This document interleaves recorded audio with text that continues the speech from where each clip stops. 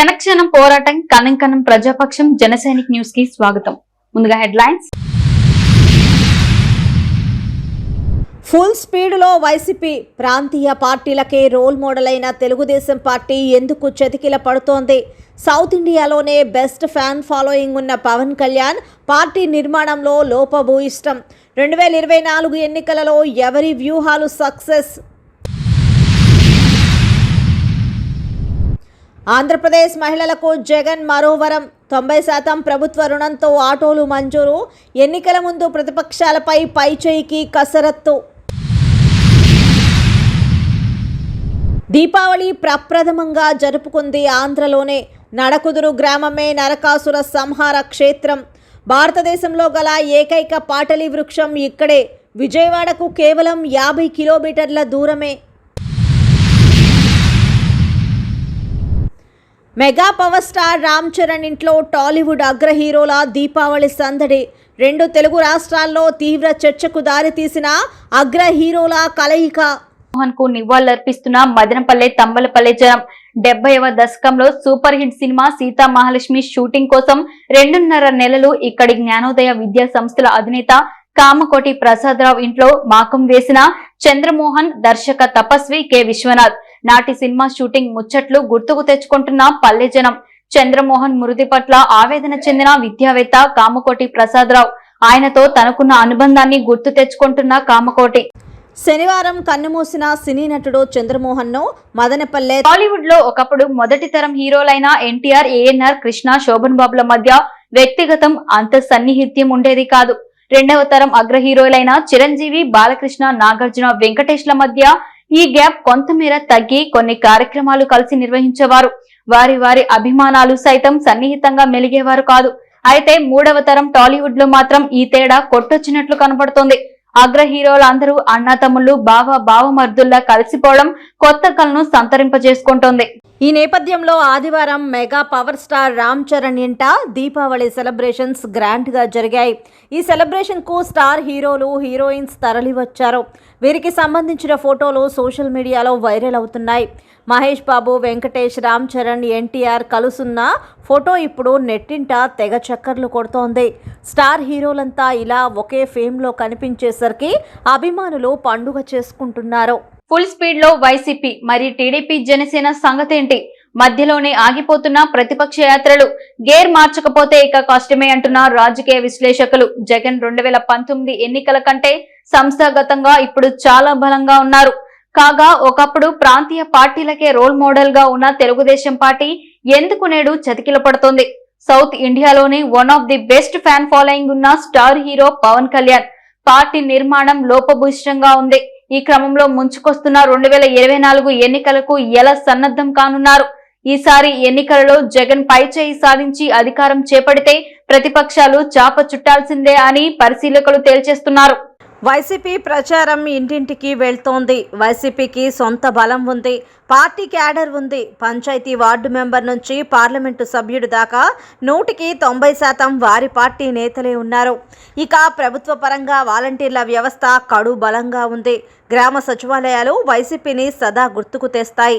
నిన్న గడప గడపకు మన ప్రభుత్వం అన్నారు. ఆ తరువాత సామాజిక సాధికారక బస్సు యాత్ర అన్నారు. ఇప్పుడు వై ఏపీ నీడ్స్ జగన్ అంటున్నారు. ఇలా జనంతో ప్రతినిత్యం అధికార పార్టీ ఉంటోంది. తాము చేసింది చెబుతోంది, అధికారికంగా వివరిస్తోంది. తమ వైపునకు జనాలను పూర్తి స్థాయిలో ఉంచుకునే ప్రయత్నం చేస్తోంది. మరి ఆ జోరు, హుషారు విపక్షంలో కనిపించడం లేదు. విపక్షం చేపడుతున్న ప్రతి యాత్ర అసంపూర్తిగా ముగుస్తోంది. అదే అధికార పక్షం చేపట్టే ప్రతి కార్యక్రమం పూర్తి స్థాయిలో విజయవంతం అవుతోంది. టీడీపీ అధినేత చంద్రబాబు చేపట్టిన యాత్రలు మధ్యలో ఆగిపోయాయి. నారా లోకేష్ పంతం మీద చేపట్టిన యువగళం నిలిచిపోయింది. అలాగే పవన్ కళ్యాణ్ వారాహి యాత్ర సినిమాకు మధ్య విరామం అన్నట్లుగా సాగుతోంది. గట్టిగా చేసినవి గోదావరి జిల్లాలు తప్పించి మరో చోట లేదు. జనసేన, టీడీపీ పొత్తు అన్నారు, జాయింట్ యాక్షన్ అన్నారు, జనంలోకి వెళ్తామని అన్నారు. కానీ ఆచరణలో మాత్రం అది ఇంకా ఆలస్యం అవుతోంది. అదే టైంలో వైసీపీ మాత్రం స్పీడ్ పెంచేస్తోంది. జగన్ నెలలో కనీసం వారం 10 రోజులైనా జిల్లాల టూర్లతో సభలో జనంలో ఉంటున్నారు. మరి వైసీపీ ప్రచారం అయితే ఒక పద్ధతి ప్రకారం సాగుతోంది. చాలా స్పీడ్గా, చాలా దూకుడుగా చేయాల్సిన విపక్ష ప్రచారం ఇలా ఎన్నికల ముందర పెట్టుకుని చతికిల పడటం అన్నది ఏ రకమైన సందేశాన్ని ఇస్తున్నది అన్నది వేచి చూడాల్సిందే అంటున్నారు. ఇప్పటికైనా విపక్షం ఒక కార్యాచరణతో ముందుకు సాగాల్సిన అవసరం ఉంది. జనాభిప్రాయాన్ని బిల్డప్ చేసి దాన్ని అనుకూలంగా మార్చుకోవడానికి ఈ కొద్ది నెలల సమయం చాలా కీలకం. అందువలనే వైసీపీ స్పీడ్ చేస్తోంది. మరి విపక్షం సంగతేంటి అన్నదే ప్రశ్నగా ఉంది. దీపావళి ప్రప్రథమంగా జరుపుకున్న స్థలము ఆంధ్రప్రదేశ్లోనే ఉంది. విజయవాడ నుంచి అవనిగడ్డ వెళ్లే కృష్ణానది కరకట్ట మీదుగా వెళితే నడకుదురు గ్రామము. ఆ గ్రామంలో గల పురాతనమైన పేరు నరకాసుర సంహార క్షేత్రము. ఆ గ్రామం పేరు కాలక్రమేణా మారుతూ నరకొత్తూరు, తర్వాత నడకుదురుగా మారింది. ఇక్కడ మహాసుందరమైన పచ్చని అరటి తోటల మధ్యన శ్రీ పృథ్వీశ్వర ఆలయం ఉంది. సత్యభామాదేవి సాక్షాత్తు భూదేవి నరకాసురుని సంహరించిన తర్వాత అమ్మవారు ఈశ్వర ప్రతిష్ఠ చేసిందని స్థల పురాణము ద్వారా తెలియడం విశేషం. పృథ్వీ అంటే భూదేవి, సత్యభామ. ఆ ఆలయం వద్దనే శ్రీకృష్ణ పరమాత్మ విగ్రహం కూడా ఉంది. నరకాసురుని ఇచ్చట సంహరించిన తర్వాత మొట్టమొదటిగా నరక చతుర్దశి దీపావళి జరుపుకున్నారు. నరకాసురుడు స్వర్గలోకం నుంచి తెచ్చి పాటలీ వృక్షమును ఈ ఆలయం వద్ద నాటాడు. మన భారతదేశంలోనే గల ఏకైక వృక్షం ఇది. 5000 సంవత్సరాల నాటిది. ఈ వృక్షమును ఇప్పటికీ మనం దర్శించుకోవచ్చు. బిడ్డలు లేనివారు ఈ చెట్టుకు ఉయ్యాల కడితే తప్పక సంతానవతులవుతారని ప్రతీతి. విజయవాడ నుంచి అవనిగడ్డ వెళ్లే కృష్ణానది కరకట్ట మీదుగా వెళితే సుమారు 50 కిలోమీటర్ల దూరంలో ఈ నడకుదురు గ్రామం చేరుకోవచ్చు.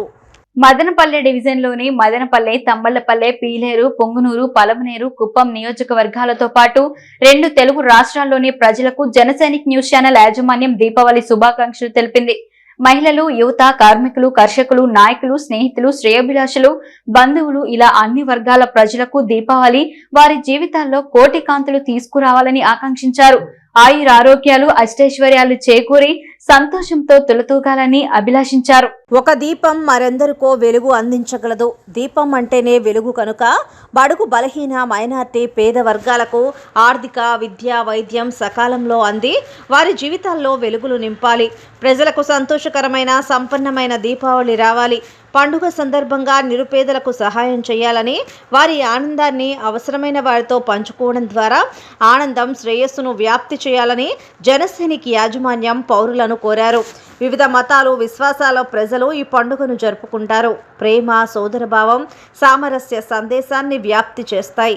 ఈ పండుగ దయ, సానుకూలత, శ్రేయస్సుకు చిహ్నం. దీపావళి పండుగ మన మనస్సాక్షిని ప్రకాశవంతం చేస్తుంది.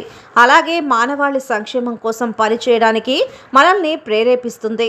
ఒక దీపం అనేక దీపాలను వెలిగించగలదు. అదే పద్ధతిలో పేదలు, పేదవారితో మన ఆనందాలను పంచుకోవడం ద్వారా వారి జీవితాల్లో ఆనందం, శ్రేయస్సును తీసుకురాగలమని వారు చెప్పారు. ఆంధ్రప్రదేశ్ మహిళలకు ముఖ్యమంత్రి జగన్ మరో వరం ప్రకటించారు. 90% ప్రభుత్వ రుణంతో ఆటోలు ఇవ్వనున్నట్లు ప్రకటించారు. సీఎం జగన్ తీసుకున్న కీలక నిర్ణయం పట్ల మహిళల్లో సంతోషం వ్యక్తమవుతుంది. ఎస్సీ మరియు ఎస్టీ మహిళలు కేవలం 10% ఖర్చుతో వారు ఆటోలు సమకూర్చుకొని వాటి ద్వారా ఆర్థికంగా బలపడేలా మహిళా శక్తి కార్యక్రమాన్ని రూపొందించారు. ఇందుకోసం గ్రామీణ పేదరిక నిర్మూలన సంస్థ పరిధిలో ఉన్న ఈ కార్యక్రమంలో వడ్డీ లేని రుణాలు ఇవ్వనున్నారు. ఆంధ్రప్రదేశ్ రాష్ట్ర వ్యాప్తంగా పలు ప్రాంతాల్లో డ్రైవింగ్ నైపుణ్యం ఉండి పలువురు మహిళలు ఆటోలను కిరాయికి తీసుకుని నడుపుకుంటున్నారు. ఇకపై వారు అలా కాకుండా సొంత ఆటోలు నడుపుకోవడం ద్వారా మరింత ఆదాయం పొందేలా సీఎం జగన్ ఆధ్వర్యంలో అధికారులు మహిళా శక్తికి రూపకల్పన చేశారు. ఈ కార్యక్రమంలో లబ్ధిదారులు 10% చెల్లిస్తే 90% ప్రభుత్వం రుణంగా ఇస్తుంది. రుణాన్ని 48 నెలల వాయిదాగా చెల్లించే వెసులుబాటు కూడా కల్పించింది జగన్మోహన్ రెడ్డి ప్రభుత్వం. మండలానికి ఒకరు చొప్పున ఈ ఆర్థిక ఏడాది 660 మందికి ఆటోలు ఇవ్వనుంది జగన్మోహన్ రెడ్డి ప్రభుత్వం. వడ్డీ రాయితీ కారణంగా ఒక్కో లబ్ధిదారునికి 1,50,000 దాకా అదనపు లబ్ధి చేకూరాలని ఉంది. డిసెంబర్ 6వ తేదీన అంబేద్కర్ వర్ధంతి రోజున 229 మందికి కొత్త ఆటోలు ఇవ్వనున్నారని తెలిసింది. క్షణక్షణం పోరాటం, కణం ప్రజాపక్షం. జనసైనిక్ న్యూస్ ఇంతటితో సమాప్తం. తిరిగి రేపటి బులెటిన్ లో మళ్ళీ కలుసుకుందాం. అంతవరకు సెలవు. నమస్కారం.